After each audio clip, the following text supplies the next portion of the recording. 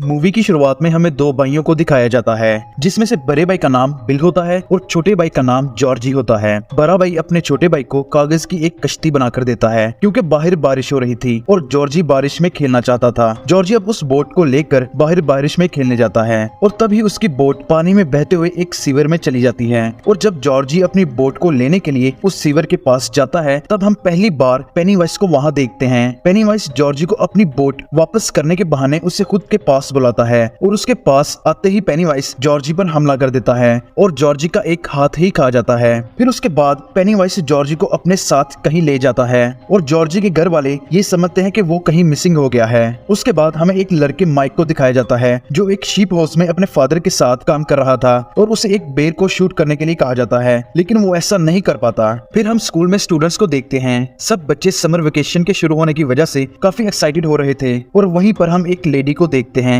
जो अपनी मिसिंग बच्ची को ढूंढने आई थी। वहाँ पर कुछ बच्चे बिल और उसके दोस्तों को काफी तंग करते हैं। फिर जब बिल उस स्कूल से वापस घर आता है तब उसके फादर उसे उसके वहम की वजह से काफी डांटते हैं क्योंकि बिल अभी भी यही समझता था कि जॉर्जी जिंदा है, लेकिन उसके फादर उसे ये समझाते हैं कि उसका भाई अब मर चुका है और वो अब ऐसा करना बंद कर दे क्योंकि इससे उसकी मदर को काफी दुख होगा। फिर जब माइक मेल्स डिलीवर कर रहा था तो उसे वहाँ पर एक दरवाजा मिलता है। उस दरवाजे से काफी लोगों के चीखने की आवाजें बाहर की तरफ आ रही थी और उसके साथ काफी हाथ भी बाहर की तरफ आने लगते हैं। वहाँ पर माइक पहली बार पेनीवाइज को देखता है। इतनी ही देर में वहाँ पर हेनरी जो स्कूल के सभी बच्चों को तंग करता है वहाँ पर आ जाता है और माइक को बातें सुनाकर वहाँ से चला जाता है। इसी तरह बिल का एक और दोस्त अपने फादर के ऑफिस में एक बुक रखने जाता है और वहाँ पर उसे भी पेनीवाइज डराता है। अब हम एक और लड़के बेन को देखते हैं जो लाइब्रेरी में बैठकर पोइट्री लिख रहा था और साथ में वो अपने शहर डेरी की पुरानी हिस्ट्री भी पढ़ रहा था। वो उस बुक में डेरी में होने वाले सारे खौफनाक हादसों की तस्वीरें देखता है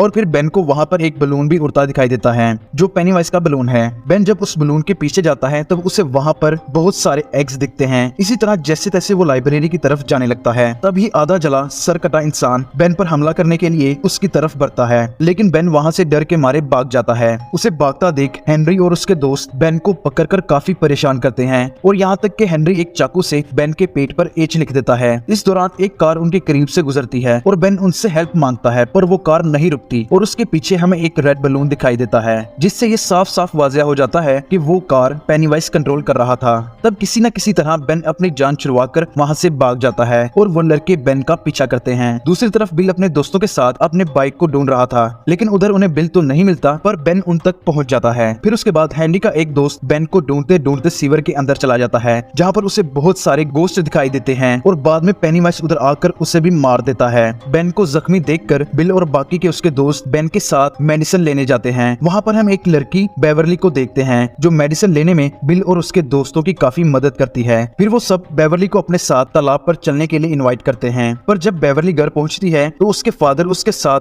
बहुत ही बुरा सलूक करते हैं। अपने फादर के इस बिहेवियर की वजह से बेवरली काफी परेशान रहती है और इस बार तो ये इतनी परेशान हो जाती है कि वो अपने बालों तक को काट देती है। फिर बेवरली बिल और बाकी दोस्तों के साथ तालाब पर जाकर खूब एंजॉय करती है। ये सब मिलकर अब बेन के घर जाते हैं जहाँ पर बेन उन्हें ये बताता है कि जो जो लोग इस सिटी में रहा करते थे वो एक एक करके वहाँ से गायब हो गए थे, लेकिन सबसे अजीब बात तो ये है कि लोगों के गायब होने की रीजन या उनकी लाश आज तक किसी को नहीं मिली। फिर हम बिल के फ्रेंड एडी को देखते हैं जो स्कूल से घर की तरफ जा रहा था और रास्ते में उसे एक बहुत ही पुराने घर के सामने से गुजरना पड़ता है। ठीक उसी वक्त एडी के मेडिसिन लेने का भी टाइम हो जाता है और तभी एडी को उस घर से किसी की आवाजें आने लगती हैं जिसे सुनकर एडी काफी परेशान हो जाता है। तभी घबराहट से उसकी मेडिसिन उसके हाथों से गिर जाती है और जब एडी अपनी मेडिसिन उठाता है तभी वहाँ पर एक काफी गंदा बीमार आदमी आकर एडी को डराने लगता है। डर के मारे एडी उस पुराने घर के पीछे चला जाता है जहाँ पर उसे भी पेनीवाइज नजर आता है और एडी वहाँ से भाग जाता है। अब हम बेवरली को देखते हैं जिसे अपने घर आकर एक पोइट्री का कार्ड मिलता है और जब वो पोइट्री पढ़ रही थी तो उससे वॉशरूम सिंक से बच्चों के रोने की आवाजें आने लगती हैं और जब बेवरली सिंक के पास जाती है तो सिंक से इंसानी बाल बाहर आने लगते हैं जो बेवरली को पूरी तरह से पकड़कर सिंक के अंदर खींचने की कोशिश करते हैं। उसके बाद उस सिंक से बहुत सारा खून तेजी से बाहर की तरफ निकलता है और बेवरली और पूरा वॉशरूम खून से भर जाता है। बेवरली के रोने की आवाज सुनकर उसका फादर भी वहाँ पर आ जाता है, लेकिन वो ऐसा रिएक्ट करता है कि जैसे वहाँ पर कुछ भी नहीं हुआ। तभी हमें बिल को दिखाया जाता है जो अपने छोटे भाई को काफी मिस कर रहा था। तभी उसे किसी छोटे बच्चे की रोने की आवाजें सुनाई देती हैं और साथ साथ वहीं उसे अपने रूम में बच्चों के पैरों के निशान भी दिखाई देते हैं और जब वो उन पैरों के निशान को फॉलो करता है तब उसे उसका छोटा भाई नजर आता है जो उसे इमोशनली ब्लैकमेल करता है और फिर वो देखते ही देखते एक शैतान में तब्दील हो जाता है और पेनीवाइज वहाँ आकर बिल पर हमला कर देता है,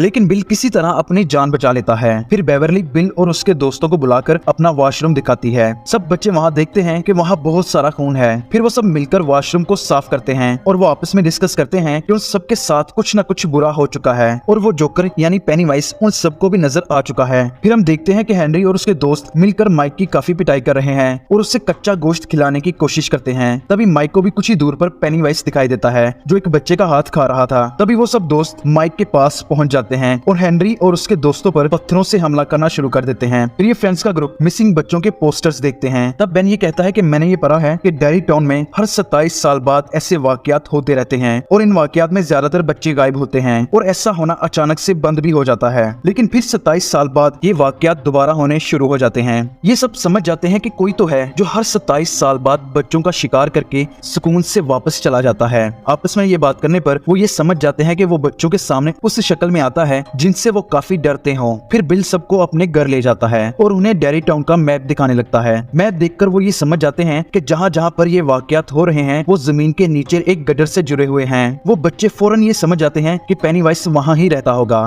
तभी एडी ये बातें सुनकर काफी डर जाता है और वो सब कुछ बंद कर देता है, लेकिन अचानक से वो प्रोजेक्टर दोबारा से ऑन हो जाता है और वो खुद ब खुद चलने भी लगता है, जिसे देखकर वो काफी परेशान हो जाते हैं। तभी उस प्रोजेक्टर में बिल के छोटे भाई की पिक्चर्स आने लगती हैं। तभी पेनीवाइज एक पिक्चर की शक्ल में उनके सामने आ जाता है और वो फौरन उन फोटो से निकलकर उन बच्चों को डराने लगता है। इस वाकये के बाद बिल ये फैसला करता है कि हम पेनीवाइज के पीछे उसके ठिकाने पर जाएंगे। वो सब बच्चे बिल की बात मानकर उसके पीछे पीछे पेनीवाइज की जगह पर जाते हैं। बिल कहता है कि हमें उसका मुकाबला करना चाहिए, वरना जॉर्जी की तरह और भी कई बच्चे ऐसे ही मर जाएंगे और ये भी हो सकता है कि नेक्स्ट उनमें से ही कोई और मिस हो जाए। जब वो लोग उस घर में जाते हैं तो पेनीवाइज उन्हें विजन्स दिखाता है और उन सब बच्चों को अलग अलग कर देता है। तभी वहाँ पर पेनीवाइज आकर सब बच्चों को ऐसी चीजें बनकर डराता है जिनसे वो पहले ही काफी डरते थे। पर जब पेनीवाइज बिल और रिची पर हमला करने वाला था तो वहाँ बेवरली आकर एक लोहे की रॉड की मदद से पेनीवाइज का सर फोड़ देती है, जिससे वो जख्मी हो जाता है। जख्मी होने के बाद भी वो बच्चों को डराने से बाज नहीं आता और अपने बड़े बड़े नाखूनों से वो बेन को जख्मी कर देता है। लेकिन वो सब बच्चे इकट्ठे हो जाते हैं और पेनीवाइज भी जख्मी था, इसलिए वो वहाँ से जाने में ही अपनी भलाई समझता है। तभी बिल उसे उसके कुएं में जाते देख लेता है और वो सब बच्चे उस घर से अपनी जान बचाकर भाग जाते हैं। बिल अब अपने दोस्तों को कहता है कि वो पूरी तैयारी से दोबारा उस घर पर जाएंगे, लेकिन बेवरली के अलावा कोई भी वहाँ जाने के लिए तैयार ना था। फिर वो आपस में बहस करके वहाँ से अलग अलग चले जाते हैं। दूसरी तरफ हेनरी को अपने घर के पास रखे लेटर बॉक्स के ऊपर एक रेड बलून उड़ता दिखाई देता है।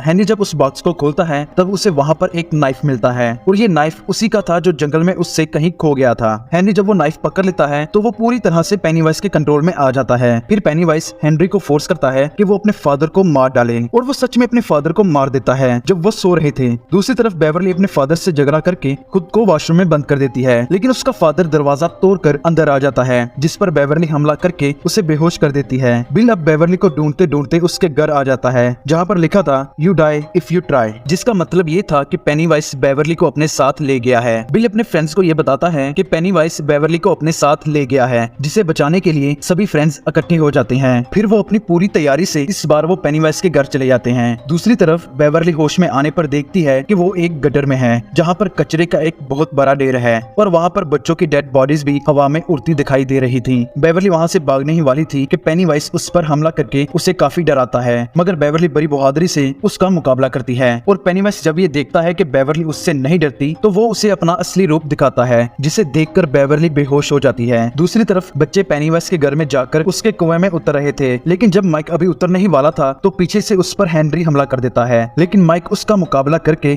उसे कुएं से काफी नीचे गिरा देता है। और जब सब नीचे उतर ही रहे थे तो पेनीवाइज उनमें से किसी एक पर हमला कर देता है, लेकिन वो सब किसी तरह उसे बचा लेते हैं। तभी बिल को वहाँ पर अपना छोटा भाई दिखाई देता है, जिसका पीछा करते करते वो वहाँ पर पहुँच जाता है जहाँ पर बेवरली हवा में लटकी हुई थी। तभी बाकी फ्रेंड्स भी वहाँ पर आ जाते हैं और सभी मिलकर वहाँ बेवरली को नीचे उतारते हैं, लेकिन बेवरली होश में नहीं थी। क्योंकि बेन बेवरली को लाइक करता था इसलिए वो उसे हग कर लेता है। जिससे बेवरली होश में आ जाती है। पेनीवाइज अब जॉर्जी बनकर बिल के सामने आ जाता है और उससे काफी इमोशनल करता है, जिसके जवाब में बिल उसे कहता है कि मैं जानता हूँ कि तुम मेरे भाई नहीं हो, और फिर वो उसे गन से शूट कर देता है, जिससे पेनीवाइज अपने असली रूप में आकर सब पर हमला कर देता है। वो सब उसका मुकाबला करते हैं, लेकिन पेनीवाइज बिल को पकड़ लेता है। पेनीवाइज उन्हें ये कहता है कि तुम मुझसे जितना डरोगे मेरी ताकत उतनी ही बढ़ती जाएगी। वो कहता है कि तुम सब मुझे बस बिल दे दो, उसके बदले में मैं तुम सबकी जान बख्श दूंगा और अगले 27 साल तक मैं किसी को नहीं खाऊंगा। लेकिन पेनीवाइज के यही अल्फाज उस पर भारी पड़ने लगते हैं। वो सब एक होकर उससे लड़ने लगते हैं और उसे मारने की कोशिश करते हैं। पेनीवाइज बच्चों को हर उस रूप में आकर डराने की कोशिश करता है जिनसे वो बच्चे काफी डरते थे, लेकिन वो बच्चे फिर भी नहीं डरते।